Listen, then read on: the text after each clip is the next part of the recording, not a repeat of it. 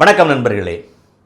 Gulf வார பொறுத்தளவில் Donald Trump முகத்தில் பயம் தெரிய ஆரம்பிச்சிருக்கு.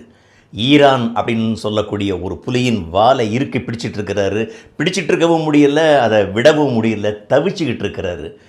இப்போது அந்த ஜெரால்டு ஃபோர்டு அப்படின்ற ஒரு கப்பல் அதை திரும்பவும் அவர் அமெரிக்காவுக்கு கூப்பிட்டுக்கிட்டாரு. அப்போ அவர் சொன்ன காரணம், எங்கள் செயலர்ஸ் மாலுமிகள் எல்லாமே ரொம்ப டயர்டாக இருக்கிறாங்க, they want to come home, nostalgic, அந்த மாதிரி சென்ஸில் தான் சொன்னார்.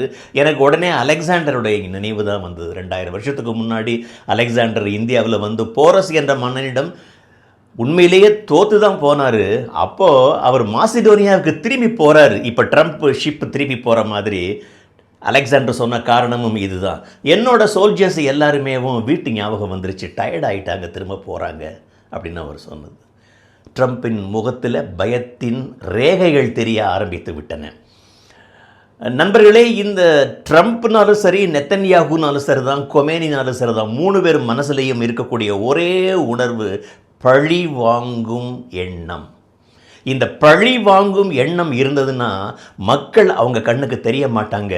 அங்கே அந்த இண்டிவிஜுவல் இன்ட்ரெஸ்ட் மட்டும்தான் அவங்களுக்கு கண்ணுக்கு தெரியும் நண்பர்களே. அதனால தான் இவ்வளவு தூரத்திற்கு அழிவு உலகத்துக்கு ஏற்படுது.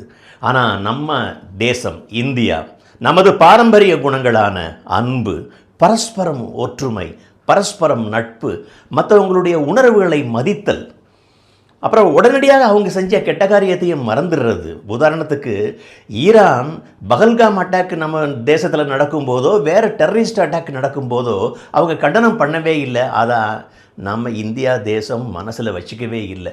நமக்கு இந்த 140 கோடி மக்களது நல்வாழ்வு ஒன்று தாங்க நமக்கு முக்கியமாக தெரியுது. பழிவாங்கும் எண்ணம் நமக்கு மனசில் யாருக்கிட்டேயுமே இல்லை. அதனால தான் நாம் இன்றைக்கி பெட்ரோல் விலை வந்து உலகத்திலேயே இந்தியாவில் மட்டும்தான் ஏறாமல் இருக்குது. நெல்சன் மண்டேலா சொன்னது தான் எனக்கு நினைவுக்கு வருகிறது நண்பர்களே. அதாவது revenge is a waste of energy. அது வந்து சக்தியை விரயம் பண்ணுற மாதிரி பழி வாங்கிறது. I delete such people from my mind. India அந்த மாதிரி பழிவாங்கும் எண்ணம் இல்லை, ஒருபோதும் இல்லை. ஆனால் ட்ரம்ப்பு, நெத்தன்யாகு, கொமேனி இந்த 3 பேருக்குமே பார்த்தீங்கன்னாக்கா இந்த பழிவாங்கும் எண்ணம் இருக்குது. A series of revengeful activities. Nelson Mandela சொன்னது அவங்க காதில் விழுந்ததோ இல்லையோ, பாரத தேசத்தின் காதில் நல்லாவே விழுந்திருக்கு. ஏன்னா அதுதான் நமது பாரதத்தின் பொக்கிஷம், பாரம்பரிய குணமாக.